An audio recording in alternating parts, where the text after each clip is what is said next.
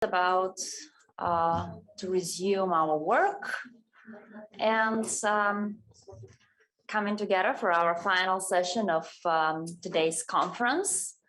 It is with a great pleasure to introduce Dr. Fabrizia Bemer, who is with the Public Prosecutor Office in Florence, and she's a EU trainer expert. She has a very vast portfolio of activities in the area of cooperation on criminal justice matters. And with her presentation, we'll have a little bit of a break, because in the previous session we had the more theoretical aspects covered, while here we'll be hearing more about the practitioner sides of things and how cross-border cooperation at EU level actually works in practice. So without further ado, Dr. Bemer, please, you have the floor. Yeah. Thank you very much. Excuse me for my voice, but it's 2 weeks. I'm going around for seminars, conference, and so on. So the eating or the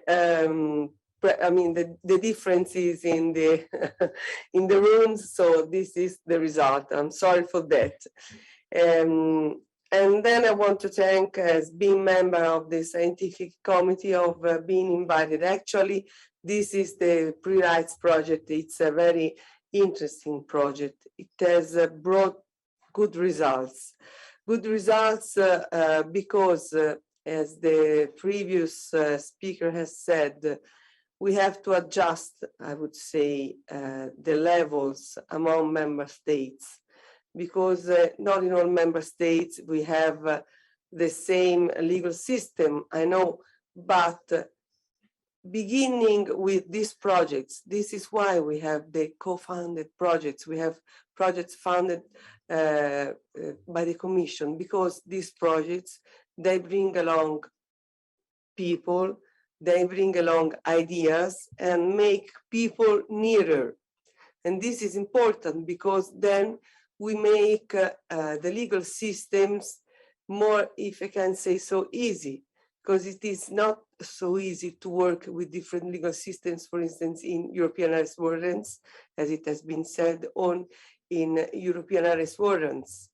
I have taken some notes because there will be some, let's say, not answers, but actually suggestions from my daily work for the previous speaker, for instance.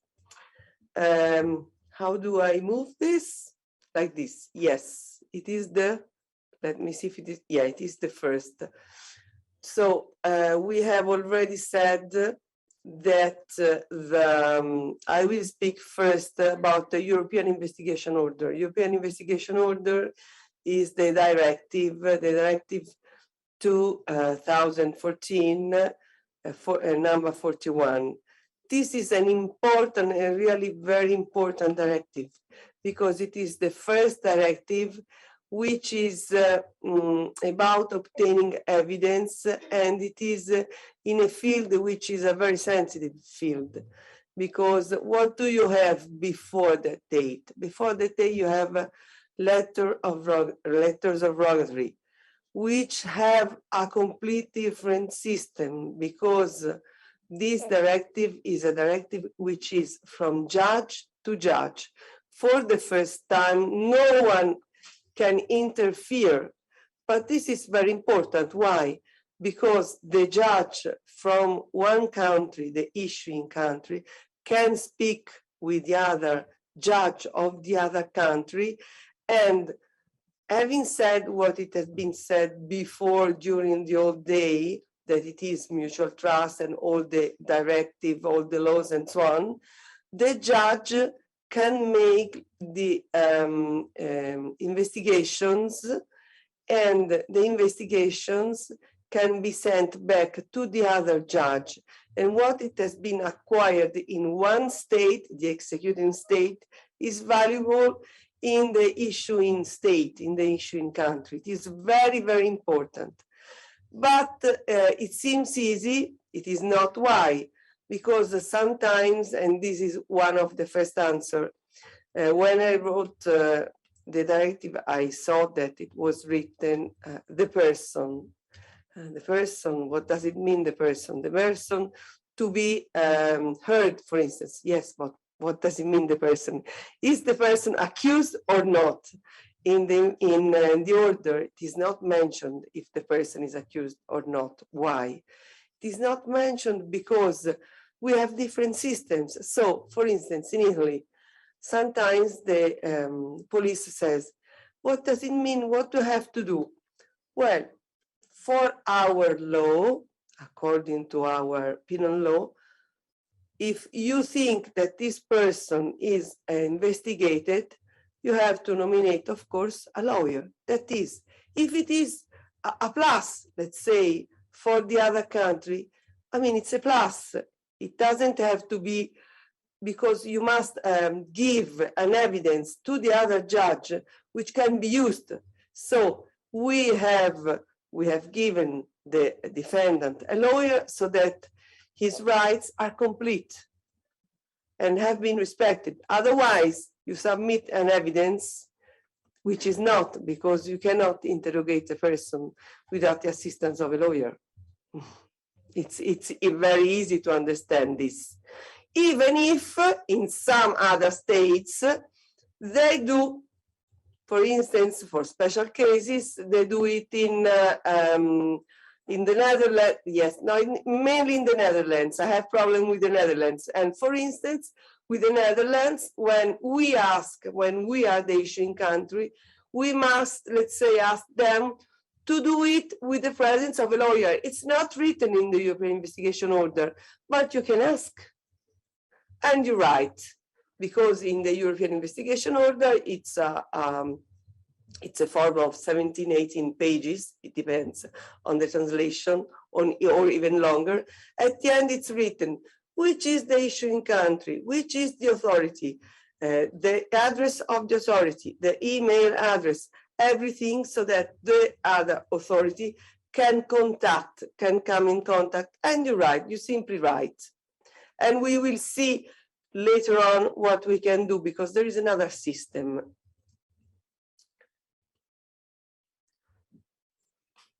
Here, it is important, the European Investigation Order, we have said, it is to obtain evidence. So you cannot write, I want to have, for instance, the seizure of what you find. No. It is to obtain evidence. So you make an investigation order and you ask, please try to find, we have the suspect that this person has, on his account has some money, which for our law, it is a fraud. And we make this investigation. When we have finished the investigation goes back. And then if you think that this is what you wanted, you make a freezing order, which is different. You cannot make a freezing order. I mean, you cannot ask in a European investigation order to make a freezing order. It's not an evidence. You already know in the freezing order what you are going to ask. So this is very important. As I have said, free exchange of information in criminal matters among courts spontaneously, it is always possible. So you ask the judge can give you other information, added information, and so on. The European Investigation Order has a special page, which is I think. Let me see. I have it here. It is not here. In any case, it is I. This is something very special, because you can ask there. Where is it? Sorry. You can ask there if for member of the judiciary police to be present. If it is something which is, let's say, easy, you ask it and it's made in the other country. For instance, normally I receive 2-3 times per month judiciary police who are involved in the European investigation order, and they go together with the Italian judiciary police to make, for instance, searches or interrogations, and because it's in this way it can be easier, because then the evidence they are given directly to the police, to the foreign police. It is interesting, but if the European investigation order is more complicated, it can bring 2 joint investigation teams, which will not speak about that now because it is a rather complicated situation.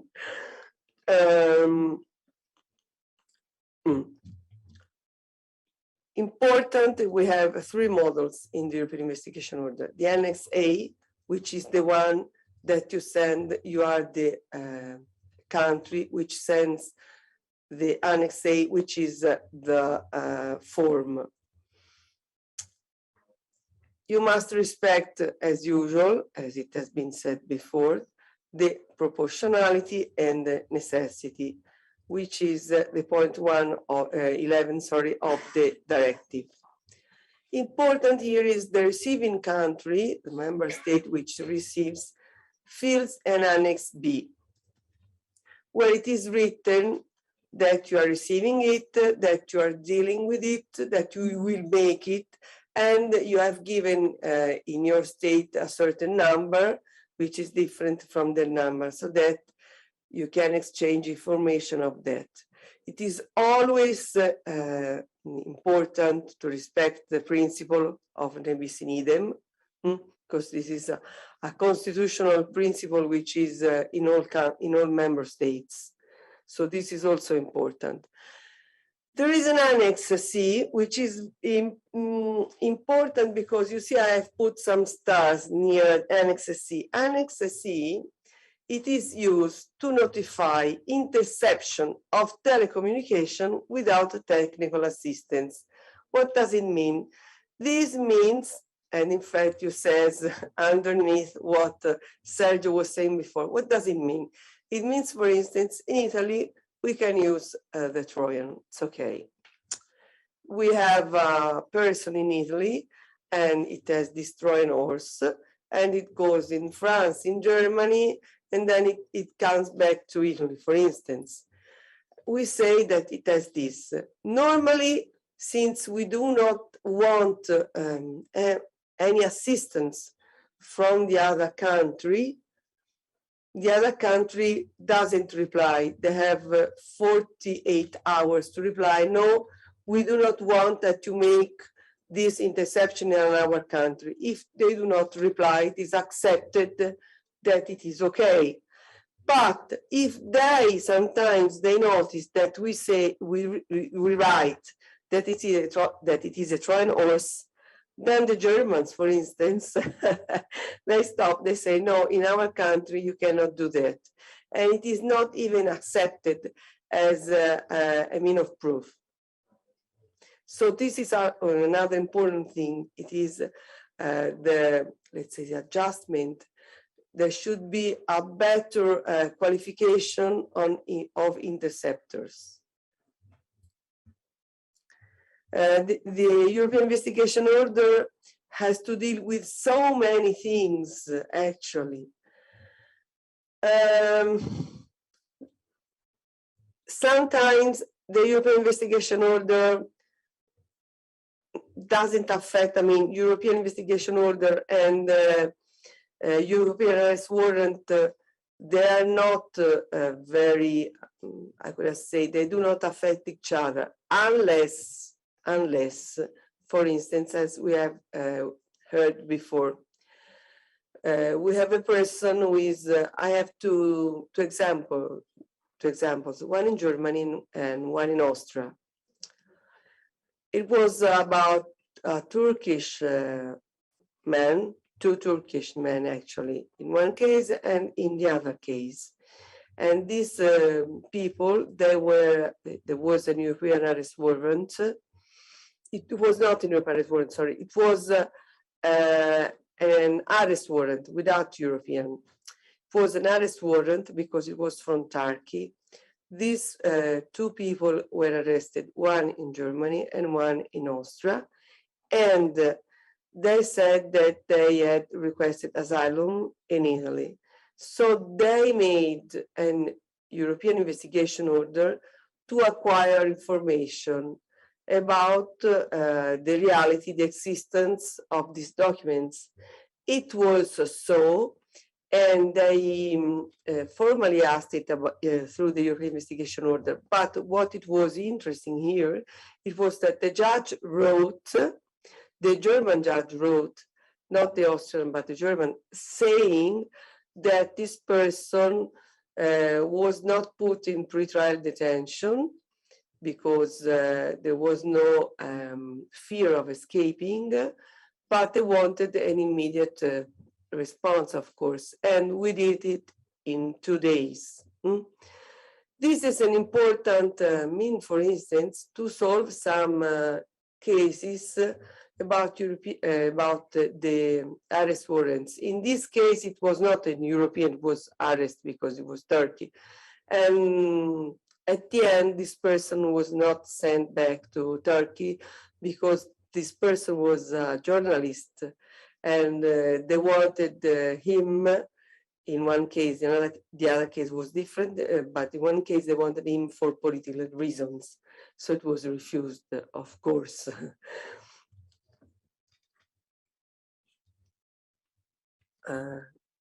Doesn't work. Doesn't work. Right.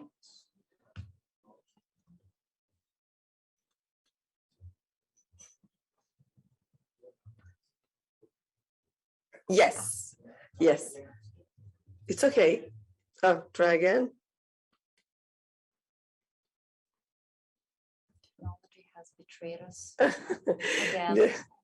So there is a maximum. Yeah, it does now. Okay.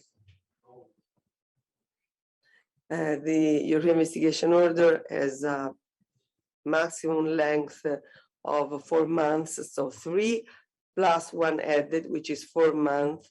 Otherwise, if there is a supplement, it must be concluded and another European investigation order must be released. Here, speaking about the cooperation, I have taken into consideration the new public prosecutor office, which is the European Public Prosecutor Office. It is a novelty, let's say, one year, more than 1 year. And it is important for 2 reasons. Because first, it can be, I mean, the European investigation order cannot be released by the European Public Prosecutor's Office, but it can ask the different state, each state is represented there, so it can ask if they have necessity to make European investigation orders. This is one thing. And the second, it is that in this case, we can, let's say, facilitate, in a certain sense, we can facilitate the criminal procedures. European Public Prosecutor's Office doesn't deal with all criminal, it affects criminal procedures, especially affecting the budget of the European states, member states. But it is important here to have some examples of fraud, because I have said it affects the interests of the EU member states. Yes, that's true. But for instance, first example, There was a communication in March of this year. There was a communication of Eurojust that Agit was set among Lithuania, Poland, and Ukraine. Yes, this is very important. Why? Because the JIT enabled to exchange information which otherwise wouldn't be possible, because from one state it must go the request to another state, from the other state to the third state, and so on. So the JIT puts together all the states. The Public Prosecutor Office took profit of the JIT, and they were able actually to seize a big amount of money. So this is cooperation, which is only in the, let's say, in the area of the interests of the EU member states, but it is very important because it is the first time that in all Europe we can, let's say, try to give,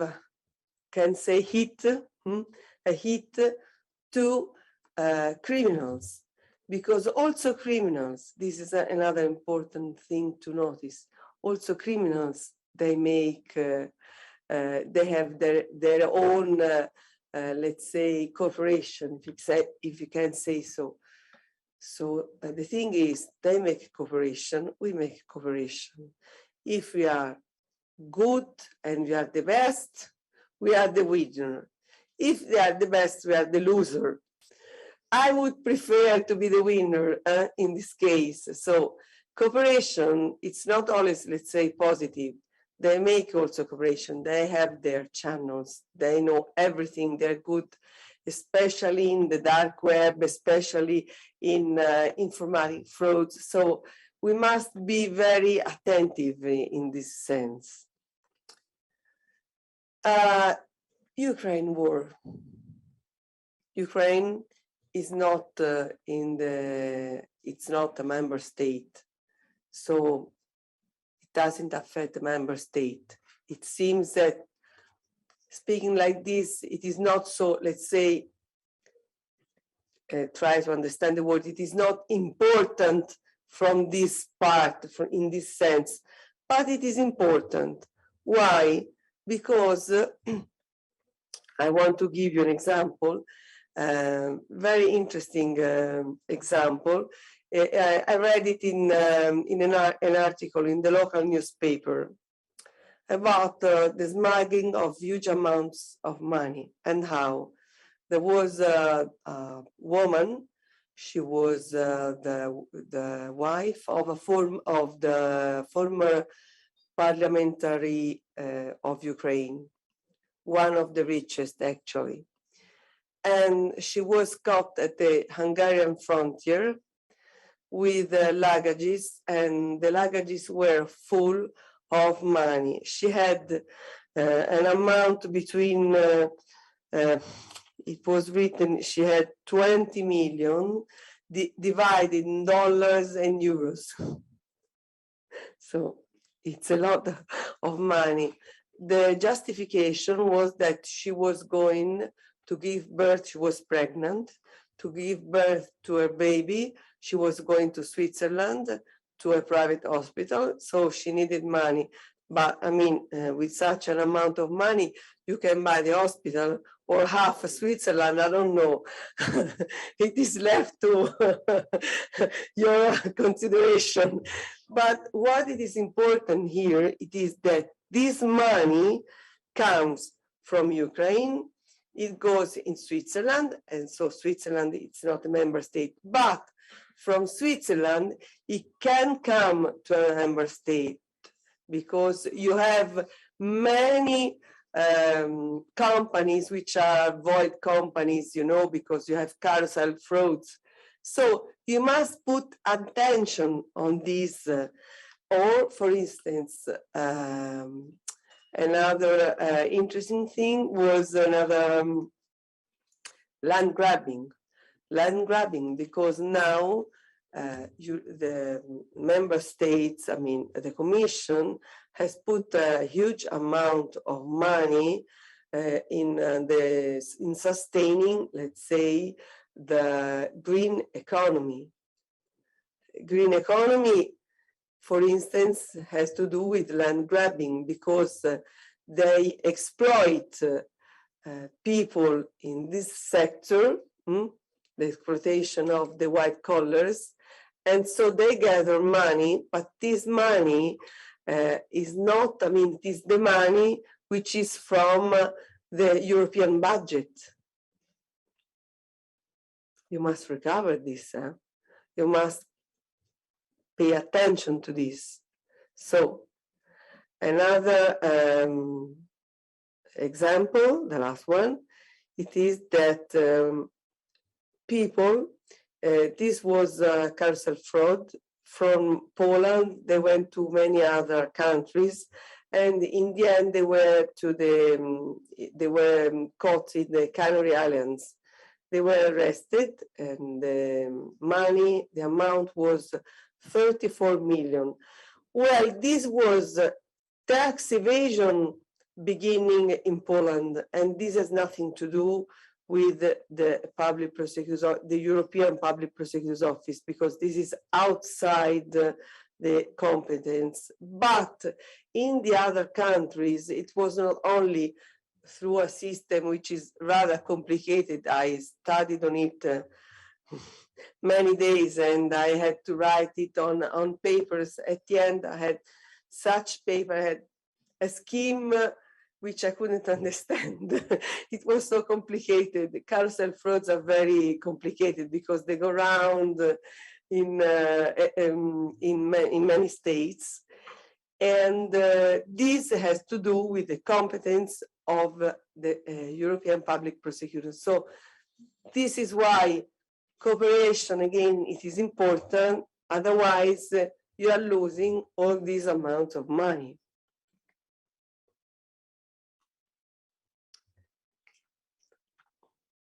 What have I put here? The meaning of cooperation. So in this field, what has to do, what it is important and what it is the meaning. The meaning is to have a net as wide as possible and connected as possible. And people must, let's say, write each other. This is why the previous speaker was speaking of course, of the legislative level, the higher level. But there is a level which is contrary, which is the first level. And the first level is of the person, of the people on the field. People on the field are the police forces, are the judges, courts, public prosecutors, and they have to deal every day. And their practice can change the attitude and can give suggestions at higher level to make the adjustments to the law. This is why it is important. Association, which in this field can help in the cooperation. I have put here a list, the most important. We have many other, but these are the most important, which is the European Judicial Network, the Council of Bars and Law Societies of Europe. Remember, I said that there is the Fine Lawyer Search Engine, which is important. Fair Trial, Fundamental Right Agency. And what it is not known, but it is important, it is that in each country, there is a liaison judge. And this judge is very, very important. For instance, in Italy, we have France, Germany, Romania, we have the Netherlands. What do we have? We have England, though England is outside, but we still have England. These judges, they can help. They are, let's say, they stay in the middle, the liaison. They stay in the middle between the state where they are hosted and their state. So knowing both sides of the problem, staying in the middle, being in the middle, they can help. And they help a lot.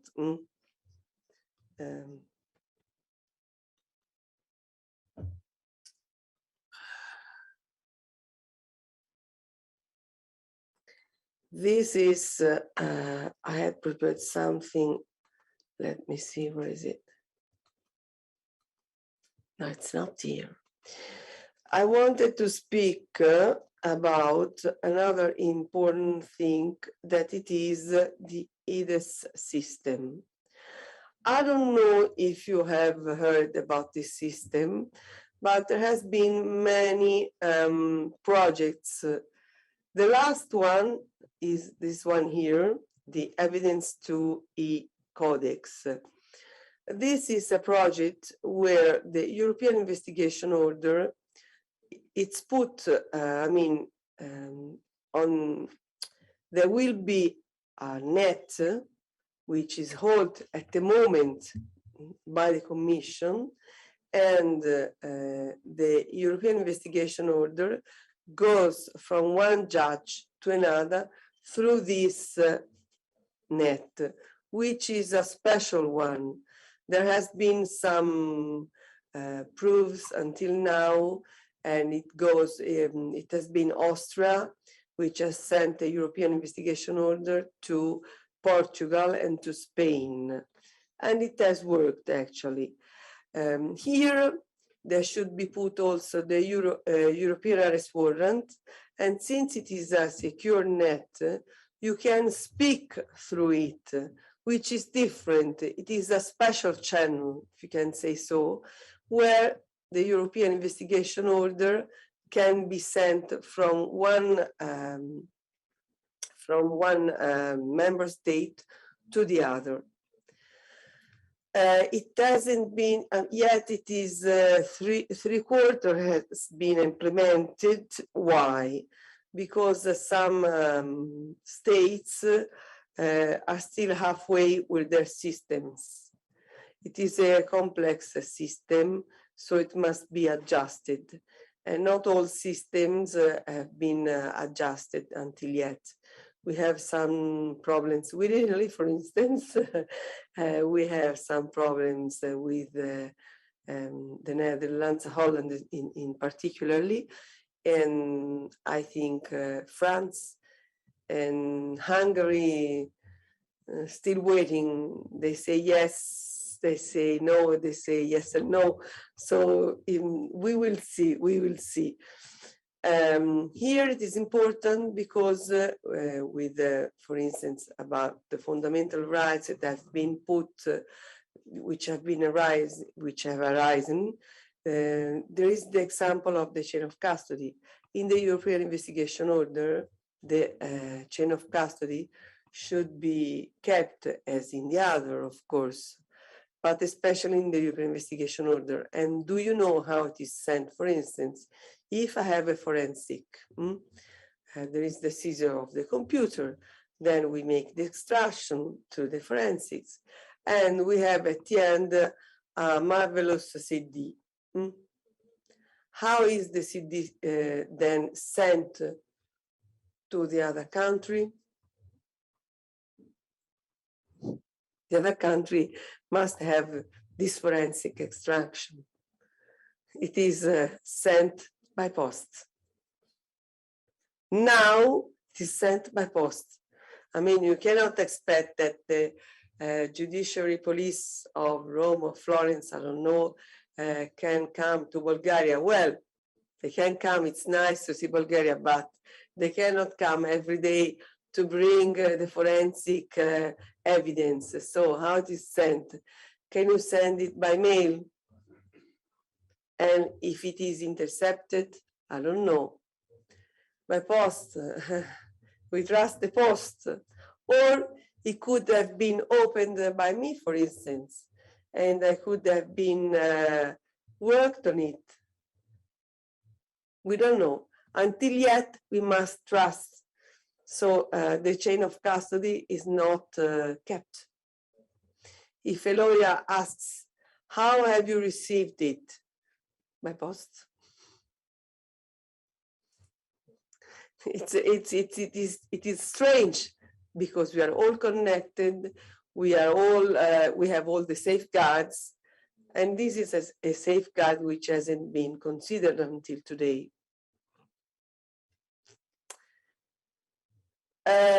From this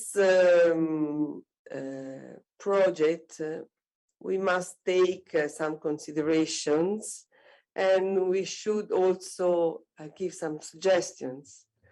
The suggestions that I have here is an amendment, an adjustment. I suggest an amendment to the Commission for the European Investigation Order. Why? For instance, in the minimum threshold of money, because I receive an European Investigation Order for fraud, and this person has made the reservation in Italy for 2 or 3 days. They have paid 400 euros, which is 400 less or less, let's say.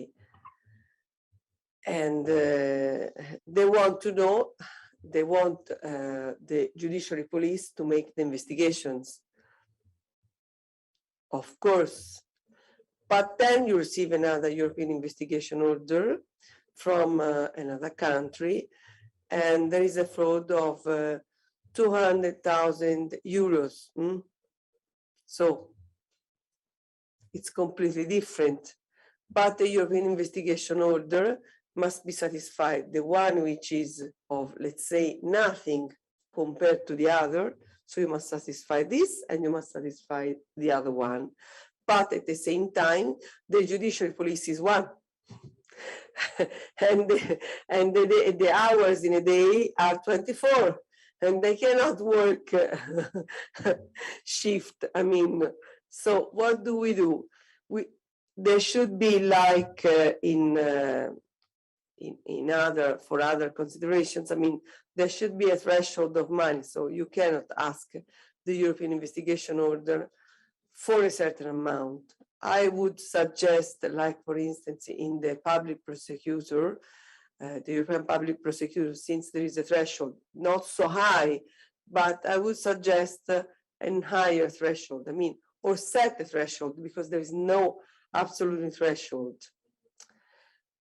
Another thing which is also important, which is linked to the European public prosecutor, which is in the European investigation order, when you receive a request and you see, for instance, that this request reaches the threshold which is established for the fraud affecting the European interests in the European public prosecutor, then there should be, let's say, something which is, there should be something where it is written that the European investigation order then is of the competence of the European public prosecutor. Until now, it is only left to the decision of the judge, of the public prosecutor, to dismiss it and give it to the European public prosecutor. Another important thing which I suggest is the ad hoc courses, special courses on e-evidence, because e-evidence up to date, it hasn't been, let's say, understood, the importance hasn't been understood so well.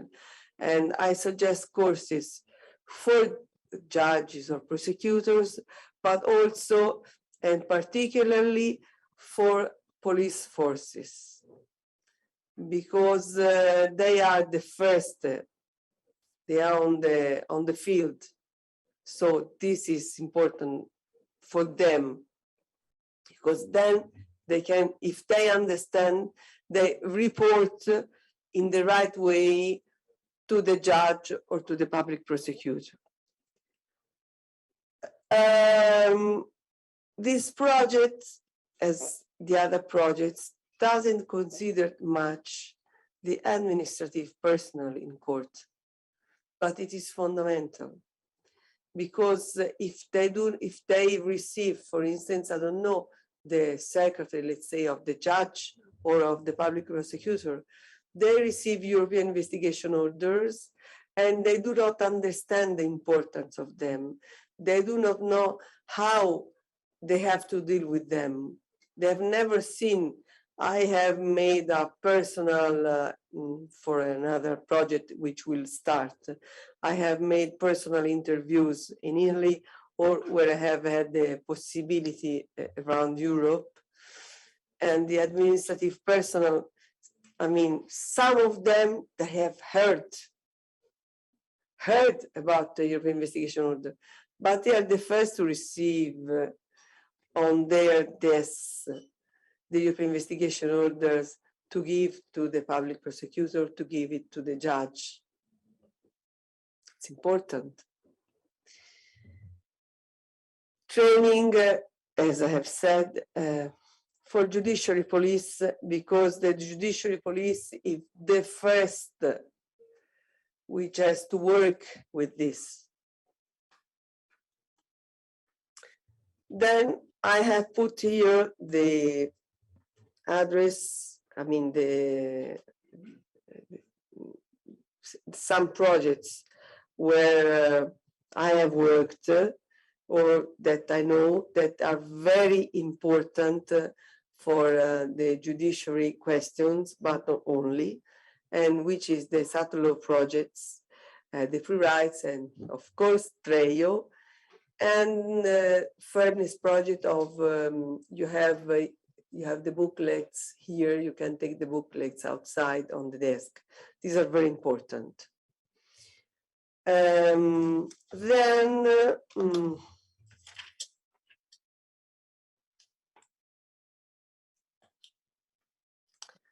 Just the previous speaker has given a very comprehensive explanation. Very nice, appreciated a lot on mutual recognition. I've had the pleasure of reading a book which was made by a researcher on this field. And the title of it was Mutual Recognition is not blind recognition. That is true. That is true. It's not blind. But what I was saying before, you can ask, because it happens many, many times. I have, for instance, many examples of it, where you are asked many things in European investigation orders. Please do this according to this law, this law.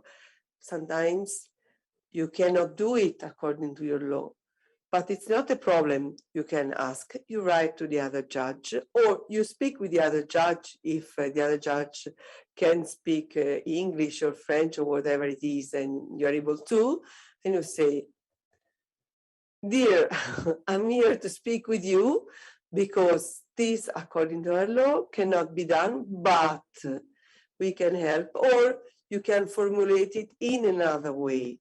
So this is why this is real cooperation.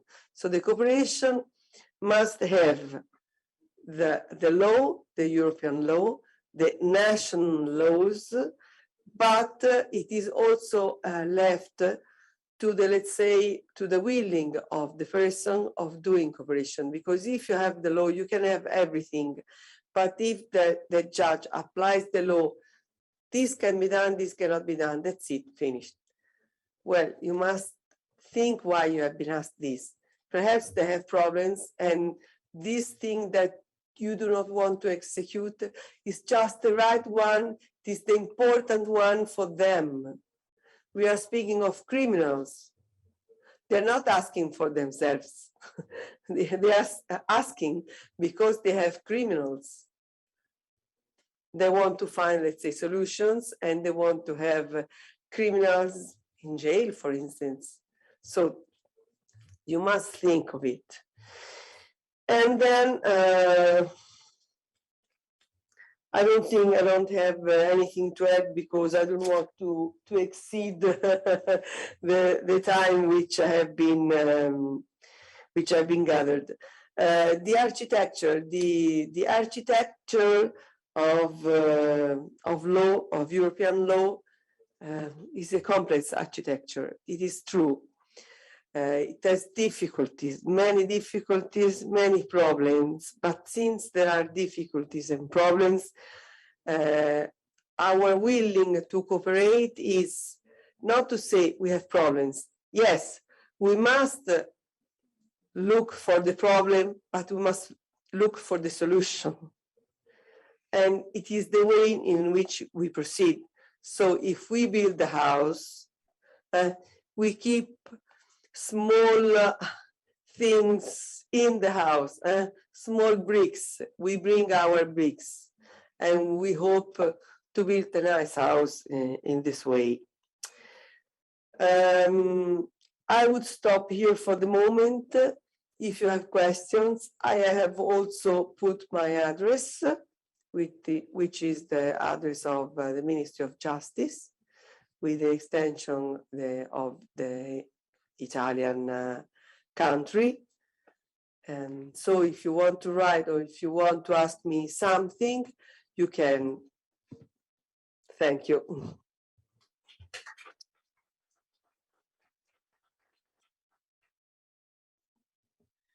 Very many thanks to Dr. Bemer. And if I can just pick up on one of the things that you mentioned at the very start of your presentation of how things were before we actually had the instruments based on mutual recognition and the letters of request and so on and so forth. I think that in some cases, some of the European countries and the EU in general would have to revisit some of those times now with Brexit, because what we had in the trade and cooperation agreement between the UK and European Union that entered into force about a year ago, it's precisely this departure from the principle of mutual recognition in very many different areas concerning criminal justice matters. And it would be really interesting to see how that relationship would be woven. And we have done some preliminary research on the state of some of the issues that may start appearing, and this is one of the reports that has been sort of worked, developed within the framework of the current project. But I just wanted to sort of it's important to remind ourselves that we shouldn't take those principles that we have within the EU for granted, because it's a system that is still evolving, and at the same time, there is always the risk of turning the tide back, really, and trying to sort of changing things. Probably we don't know. I mean, at the moment, we don't know whether that will be for the better or for the worse. But what preliminary data shows is that having that principle reversed might actually slow down procedures and may have quite far-reaching implications on how cooperation in this area is being carried out. Apart from the fact that, as a result of Brexit, some of the systems that we had for data sharing had also been affected in some of their critical aspects. So we are still yet to see, but it's important not to take for granted what we have at EU level, to ensure that those systems actually are developed for the better. And on the positive side, of course, what we have with Brexit is that as that new relationship evolves, it might be the case that we'll see some of those lessons learned from this new relationship being transferred to how things operate within the EU. And that may actually help further improve the systems that we have at EU level. So it's not all, there is some silver lining, and but in any event, I mean, we still have to wait and see how things would be moving there. With that, I just would like to ask if there are any questions or comments. It's been a very sort of a long day, and we've heard a lot, and there is a lot to swallow and sort of to immerse ourselves into throughout the day. But in any event, is there anyone wishing to take the floor, either from the room or from our virtual conference room? The floor is open for questions or comments.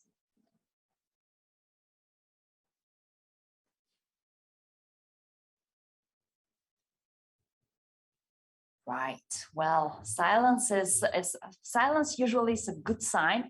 We actually have somebody on Zoom wishing to take the floor. So we've got our colleagues from Germany and Mr. Ben Holland. So you have the floor, please. Yes, hello. Thank you very much. And also thank you very much for your nice presentation. By nice, I mean that you have addressed the right things that are very problematic also from the German police side. And I know that neither the German laws nor the administrative practice of the German polices, 19 it is, we have different ones, is very cooperative. I know that there are plenty of flaws. Sometimes they try their best, sometimes they are pretty reluctant, and our judges also sometimes don't help. As you said correctly, because you addressed my beloved colleagues, the law enforcement officers, that they don't know what to do when such a request comes in. We do have established partially in Germany a relatively new system now. We have interlinked the police academies, the universities educating the police officers with the criminal polices, meaning that whenever such requests come in and they don't know what to do, they are asking us, because we do have the criminal lawyers. Well, I'm a lawyer myself at the same time. We do have the judges and prosecutors in-house. So this is a mechanism how the police academies are actively supporting these international cooperation mechanisms. Just for informational purposes, we have 16 districts in Germany, and 7 out of these districts, concerning our direct neighboring countries, they have already started these cooperations with the police academies and the investigators to explain these investigators what to do when such a request comes in. So just for information purposes, that this is interesting. I think, I don't know if you are also in the trial project. No, but I'm in France. Oh yeah, so this is why. Yeah, that is why. Yeah. You got me. So I was involved in so many projects. I didn't know now if I saw you in trial or in fairness. Yeah, in fairness. Yeah, exactly. It's important. Otherwise, I mean, you don't have means of cooperation. I mean, cooperation is made by many actors. Exactly, totally agreed. And we are all willing to do so, and we all are aware of the problems when it comes to how to do it. Yeah. So therefore, what we have chosen here at the moment in Germany with the cooperation between academia and the investigators is an approach to improve these things. It works so far pretty well, but of course there are still flaws and there are still options to make it even more smooth. But let's hope, at least we're working on it. Thank you. Thank you.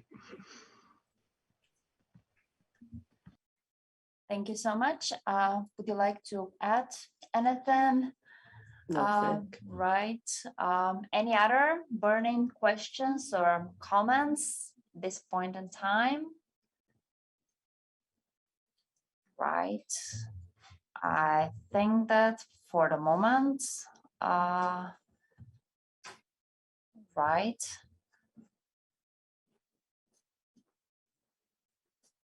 If there are none, then I think that we can actually sort of proceed with the conclusion of today's event. And with that, just before sort of we conclude, I would like once again to give the floor to Dimitar Markov for some final remarks.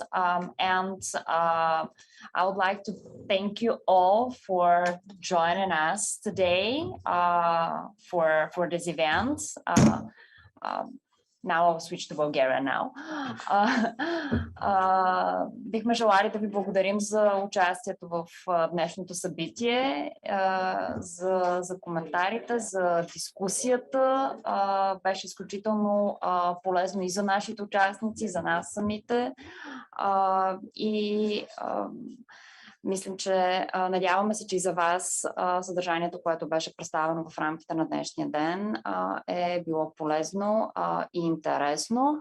От практическа гледна точка, материалите от днешното събитие ще бъдат достъпни на сайта на Центъра за изследване на демокрацията в близките дни.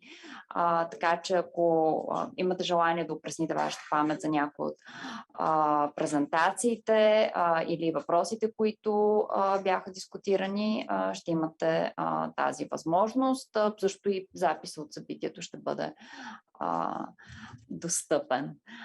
И с това бих искала да поканя отново господин Марков. Аз ще бъда съвсем кратък. Първо благодаря на всички отзовали се на поканата за участие на днешното събитие. Надявам се, че ви беше интересно. На мен лично ми беше доста интересно и полезно. Надявам се също, че завързахте нови контакти, които ще ви бъдат полезни в бъдеще в работата, тъй като, както стана ясно, отношенията човек с човек директно, като че ли са много важни, включително в международното сътрудничество по наказателни дела. Благодаря също и на всички, които, макар да не успяха да се присъединят към нас в залата, бяха в втората ни виртуална зала.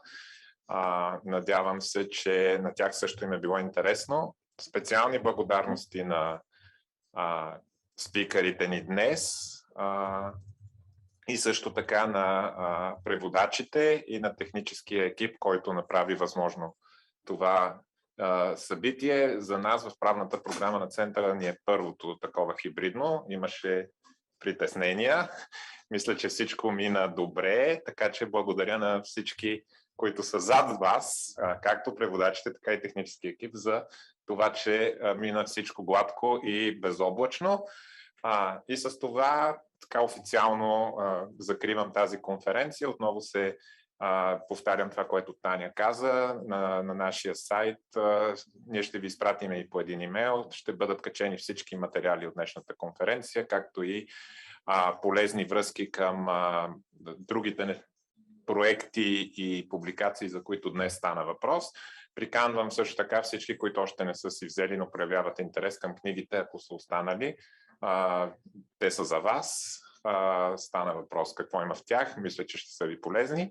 Още веднъж благодаря на всички и ви пожелавам хубав следобед, вечер и остатък от деня.